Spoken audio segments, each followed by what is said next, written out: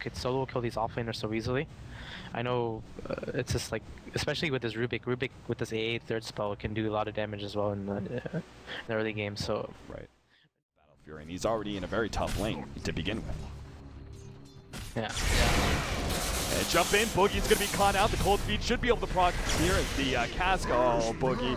He tried to get off the hoof stomp, but dendi is gonna be the one claiming that first blood gold. Now Matumba Man comes in from the side. Dendi has a little bit of extra mana to blow through. It's gonna be popping some bottle charges as well. Not quite keeping up. He's still getting the burn damage though, and dendi still managed to get off a full up bottle charge during that time. He's now going to turn onto Matumba Man. They are able to get the kill. Where's the teleports though from the side of Navi as this deep dive in is not punished. Offlane Centaur, he had almost no help.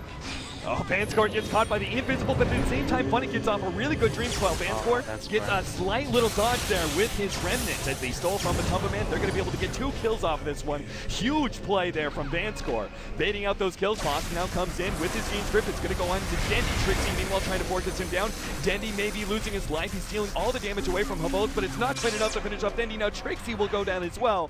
5 heroes survive on the side of dendi. Well, that could be a free kill. Stampede goes off. Dendi already making the jump away though. Is ahead of that Fiend's Grip. Shouldn't be caught now as all he has to do is burn through a lot of his mana to get himself out of the range of Pos. Top lane though, we actually have Fnatic making the jump away, but it's still enough damage as Matumba Man somehow burns him out. And that last bit of damage after he jumps to his call. Back to bottom lane where Pos has actually been caught here by Vincere. Sleep goes out. Dendi does have enough mana left for a pull. And will be able to finish off Pos here in just another right click. The cast bounces around. Maldic plus the ultimate. Wow. And Boogie's coming in for a nice little hoof stomp as well. They're going to go for Vincere. And I think that's all they can get. Trixie is going to try and chase him down a little bit further. Dendi, the dive going out here. He's going to turn around, try and do as much damage to Trixie as possible. No teleports once again, as instead we have Navi claiming the tier 1 tower in the mid lane. Finally, we have Fnatic coming in, who throws out the Dream Coil, gets the kill on Trixie, and that gives Fnatic a lot, actually, as the Ice Blast in the middle lane. Boogie is going to be hit by that. Havos immediately pops the ultimate and starts being aggressive onto Boogie. Unexpected, as well, it's going to be too late for that Fiend's Grip. Bane, Pot's going to try to throw it down, but he's just going to result in an extra death here for Navi, as it actually turns out really well. We can go with dendi, and it's just hard to, like, they have a bots puck now and AA blast as well as an Orchid Storm.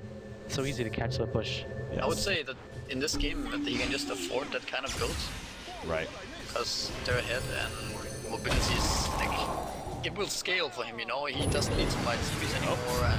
FNG going to be caught as the return kill. Or, well, the Stampede gets him a little bit of extra room, but he's not going anywhere. FNG dies, so the Ancient Apparition exchange for the Centaur.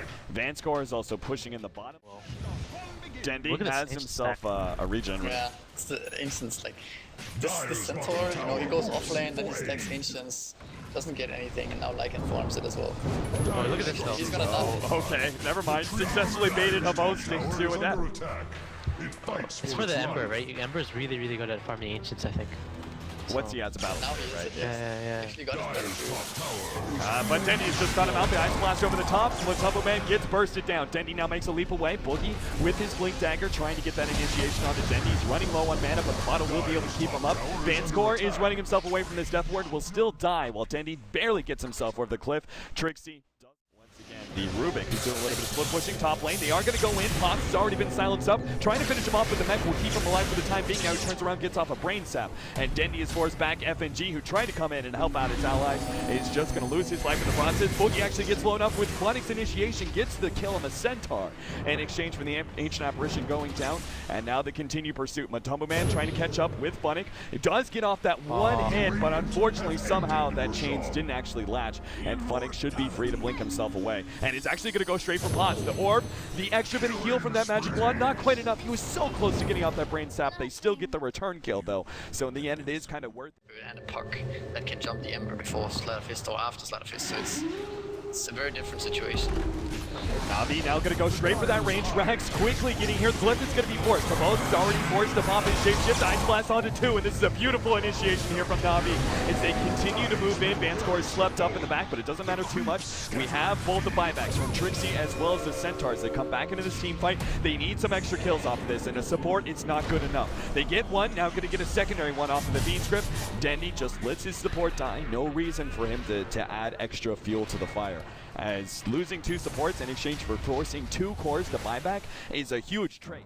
Looking To initiate from the side, while Havost is going to be on the front. Already losing that Aegis. Ice Blast's going to be able to hit Trixie, and they're going to go for him first. He has no buyback. He's going to be left really exposed if he goes down here and they don't get any return kills. Trixie getting low up will get caught. Dendi keeps on moving. Now going for the support. Takes down Hani. On to Potts. He's already been orchided up. A Stampede goes off, but they get a bit of distance. Still going to be caught by the telekinesis. They're going to turn onto the Ember Spirit instead. And stun goes off, and at least they get a return kill. Fnatic's taken down by Boogie, but 4 for 1 so far, and it looks like they're going to lose that 5th hero as well as the slow. Trying to get close enough. Navi a little bit as soon as they got that Ember Spirit kill. That was so big for them because now there's nothing left to defend the base.